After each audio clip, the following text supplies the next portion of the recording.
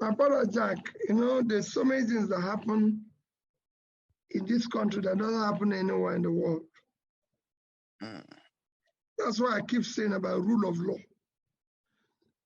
law and order, an environment where everybody will live a normal life.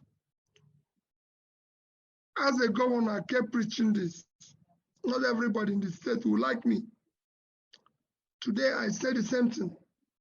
So for me, this is what I'm preaching, that I must serve Nigerians faithfully, where those who are with me, those who are not with me, everybody will now become members of political parties in the sense that they will say where they belong. In America, in every other part of the world, you're free to say, I'm a businessman. But I can tell you, today, there's people who don't want to see me by the day. There are people who don't want to answer my phone because of fear of the society we live in. Everybody lives in fear. I live in fear. So it doesn't make sense. Nobody lives in that kind of country. We're Nigerians. We live in fear. You're not free to do anything. What they're doing to your account, you can imagine what they're doing to me. Every day, if you're not asking this question, they're asking that question. Nobody gives you. This is a country where only criminals survive.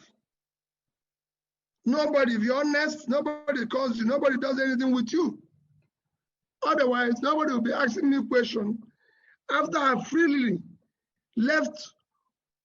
As of the day I left office, equivalent of $500 million. In other countries, they'll be winning an award.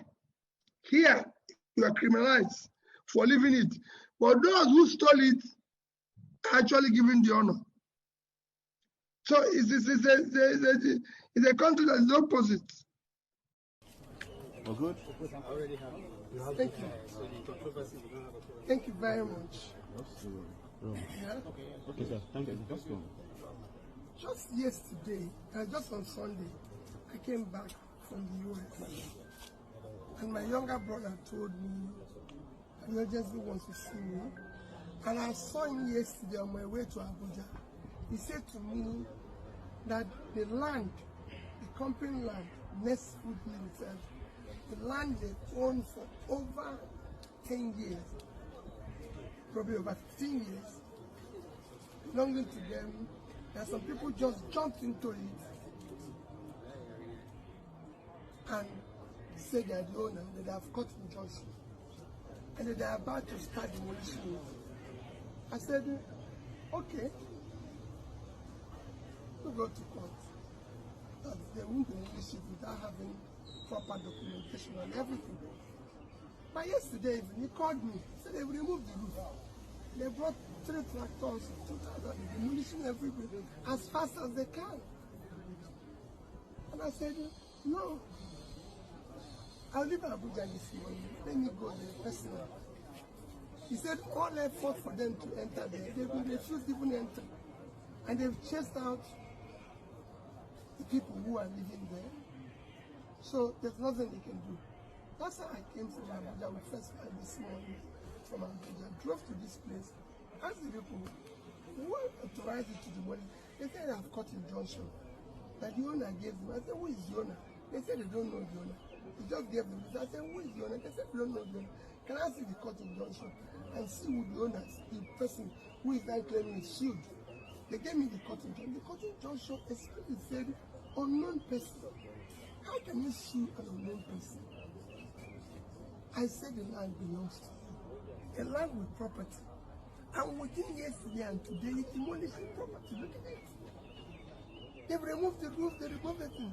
Okay, give me your proper documentation, demolition orders, because even if you want to demolish the house, you go to the state, they give you order to demolish, give you appropriate documentation, bring safety people and them, so that we know we're doing what is now. It's only while I'm here now that some people came and said they are safety order. What kind of country is this? How did you descend to this level of rascality? How do you show a known person? Enter somebody's land and everything. I've been here for 4 hours. I've not seen one person who comes and says, I'm the owner. 3 people or 2 or 3 people have appeared. Are you the owner? No, I'm not.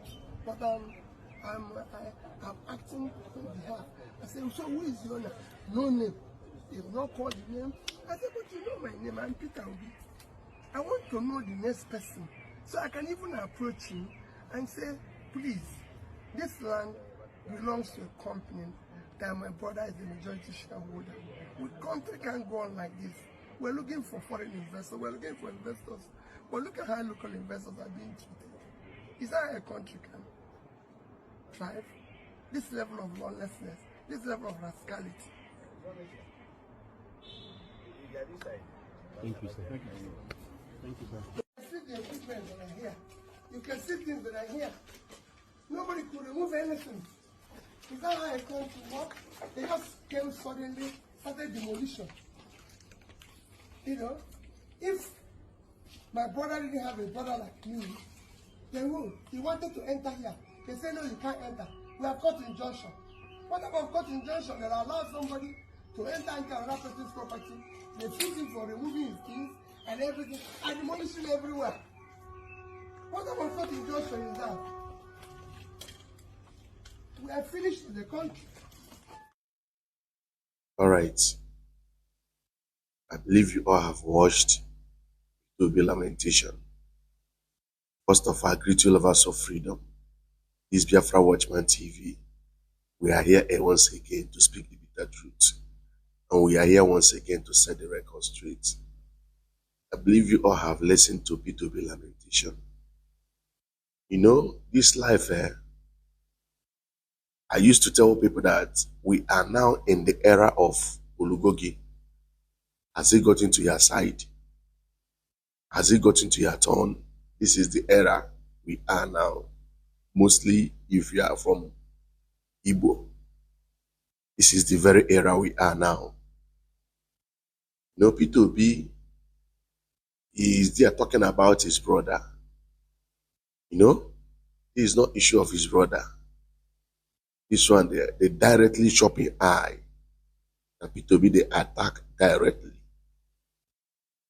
You know, sometimes when I look at P2B, the way P2B talk, how he presents himself to be sent, how he presents himself to be sent, I'll be laughing. You know why I'm laughing? Because Nigeria is a country of rogues. Nigeria is a country of mafias, especially people who are in the corridors of power. And you yourself, you are competing with men whom you know or who don't have conscience. And you think you can come as a saint, as a good person, to take what is in their hand. You must be kidding. You must be kidding. This thing you are complaining now, P2B, this is your lamentation. I know that Igbos who are doing business in Alaba International Market, this thing you are complaining here, you know, they've been complaining such a thing over the years.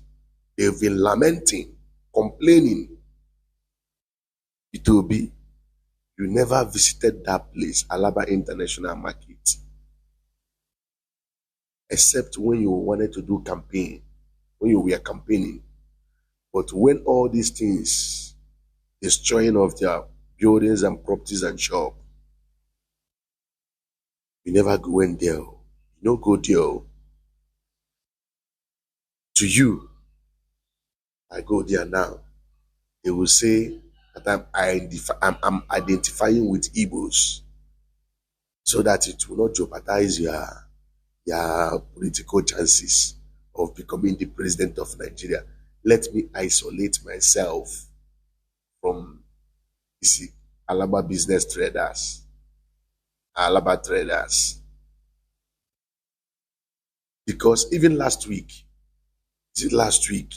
They equally destroyed some Igbo properties, Igbo business buildings. You know, you never commented, you never talked anything.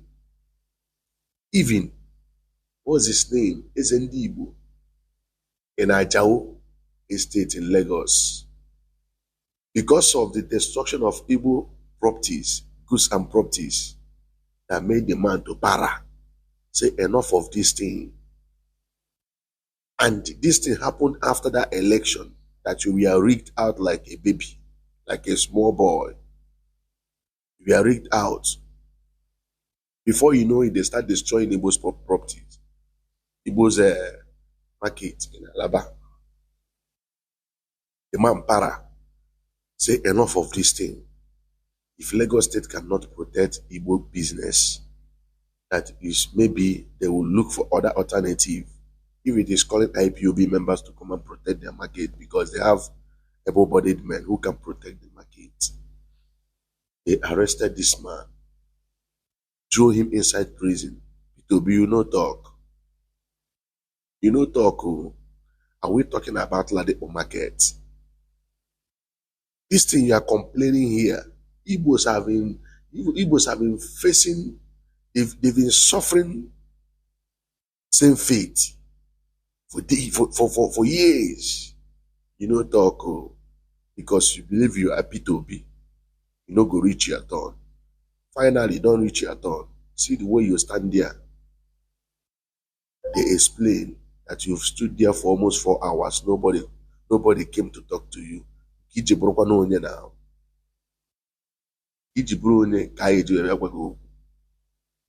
They have done what is in their mind. No? They've done what is in their mind. So you better endure it.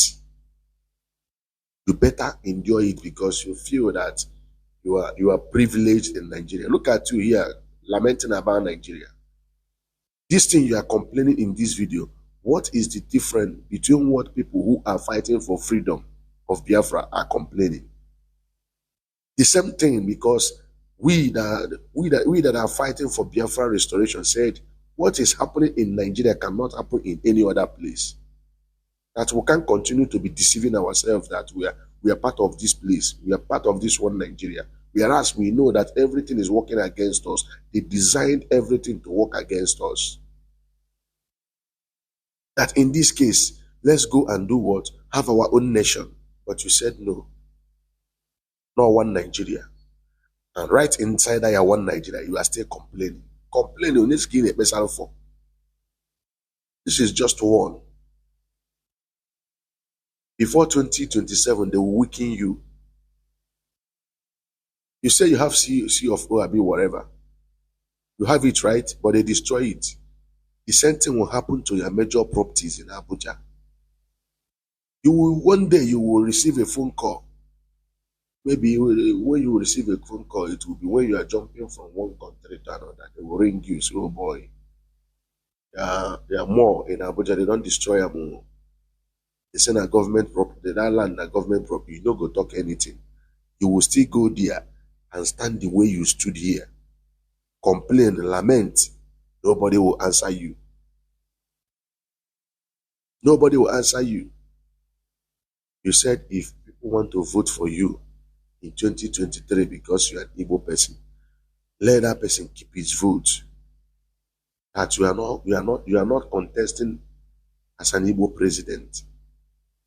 Whereas their fellow candidates, they said they are contesting as a Yoruba. This one said he's contesting as a Yoruba. I think we say he's contesting as an Arewa. But you said you are contesting as a one Nigeria. Last, what's happened? See, we all and you all gonna learn, and you'll learn the hard way. This is your lamentation. Just which court are you talking about? Is it the court? Is it the court that you went to after the election that you didn't see the light of the day there? Is it that same court you are talking about? Is it that same court? Even the matters that concerns national issue of election, general election, the court failed you Is it your private property, private this thing, property? You will go to court and you will get justice. You are dreaming. You are dreaming. This will happen to all of you. See, all of you who believe in Nigeria, Nigeria will happen to all of you. You think it's only the common people that Nigeria will not happen to, that these guys will not deal with. All of you. It's one question of one after the other. Now all go P2B. Of which I know not can you the more. It will still get to him the more. I never see anything. We are watching. Dear friends, if you watch this video, please share them, make it go viral for people who never reach their turn, because certainly it must get to them. It must reach their turn. It must reach their turn. I don't care about Yoruba. Before, you don't care. If it's happening in Alaba, you don't care. If it's happening in Ladepo, you don't care. If it's happening in Festac, you don't care. But now, you don't reach your domot. You have cared now. You have said at least you stood there for 4 hours according to you. The same thing happened to those people that own shops in Alaba. They are even paying tax to government. They are paying tax to government.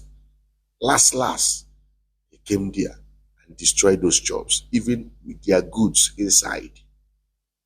So what is the difference? You say even the property inside their house, they destroy all. Even their own is property. These people, their own are goods. Some of them, they bought it on credit. They destroy all inside. Igbo, you guys will learn the hard way.